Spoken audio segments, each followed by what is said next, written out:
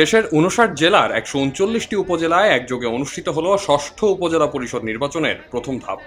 এর মধ্যে ২২টি উপজেলায় ইভিএমে এবং বাকিগুলোতে ব্যালটে ভোট গ্রহণ করা হয়েছে। সকাল ৮টায় শুরু হয়ে ভোট গ্রহণ চলে বিকাল ৪টা পর্যন্ত। নির্বাচন চলাকালীন বিচ্ছিন্ন কিছু সহিংসতার ঘটনা ঘটলেও এতে নির্বাচনে তেমন প্রভাব পড়েনি। যে দু একটি কেন্দ্রে অনিয়ম হয়েছে সেই কেন্দ্রগুলোর ভোট বন্ধ করে দেওয়া হয়েছে। ভোট গ্রহণ শেষে সংবাদ সম্মেলনে প্রধান নির্বাচন কমিশনার কাজী হাবিবুল আউয়াল জানিয়েছেন, প্রথম ধাপে ৩০ থেকে ৪০% ভোট পড়েছে। ৩৪টি ঘটনায় গ্রেপ্তার হয়েছেন ৩৭ জন এবং কেন্দ্রের বাইরে বিচ্ছিন্ন ঘটনায় আহত হয়েছেন ২৫ জন। সব মিলিয়ে ভোট অবাধ, নিরপেক্ষ ও মোটামুটি শান্তিপূর্ণভাবে সম্পন্ন হয়েছে বলে দাবি করেছেন প্রধান নির্বাচন কমিশনার।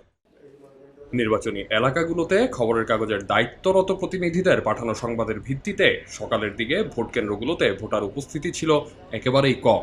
বেলা বাড়ার সঙ্গে বাড়তে থাকে ভোটারদের উপস্থিতিও। এদিকে গাইবান্ধার ফুলছড়ি উপজেলা পরিষদ ও কুমিল্লার মনোহরগঞ্জ উপজেলা পরিষদের চেয়ারম্যান পদপ্রার্থী ভোট বর্জন করেছেন। নির্বাচন কমিশনের প্রতি আমি অনুরোধ রইল, আমি এই নির্বাচন মানি না। আমি হাইকোর্টে রিট করিব, এই নির্বাচন অবশ্যই বাতিল করতে হবে।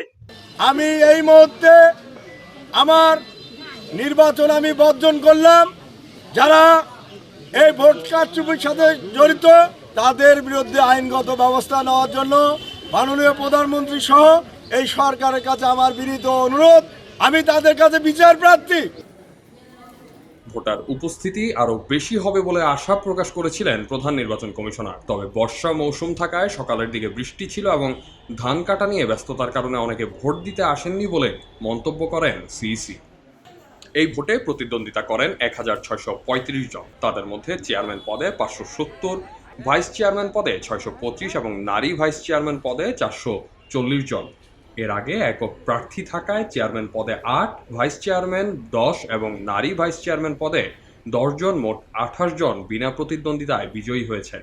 ইসির তফসিল অনুযায়ী এরপর দ্বিতীয় ধাপে ২১ মে ১৬০ উপজেলায়, তৃতীয় ধাপে ২৯ মে ১১২ উপজেলা এবং সর্বশেষ চতুর্থ ধাপে ৫৫টি উপজেলায় ভোটের আনুষ্ঠানিকতা চলবে।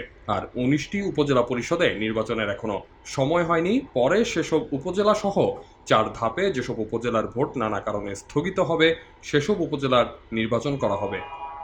দেশের ৪৯৫টি উপজেলার মধ্যে এবার ৮ মে থেকে ৫ জুন পর্যন্ত ৪৭৬টি উপজেলায় ৪ ধাপে নির্বাচন অনুষ্ঠানের আয়োজন করেছে নির্বাচন কমিশন। ভোট উপলক্ষে ৮ মে নির্বাচনী এলাকায় সাধারণ ছুটি ঘোষণা করা হয়েছিল। পরবর্তী ধাপের ভোটেও নির্বাচনী এলাকাগুলোয় সাধারণ ছুটি থাকবে। আহমদ সিফাত, খবরের কাগজ। এলো মুক্ত চিন্তার স্বাধীন দৈনিক খবরের কাগজ। এখন খবর হবে নিখাত, নির্ভীক, নিরপেক্ষ।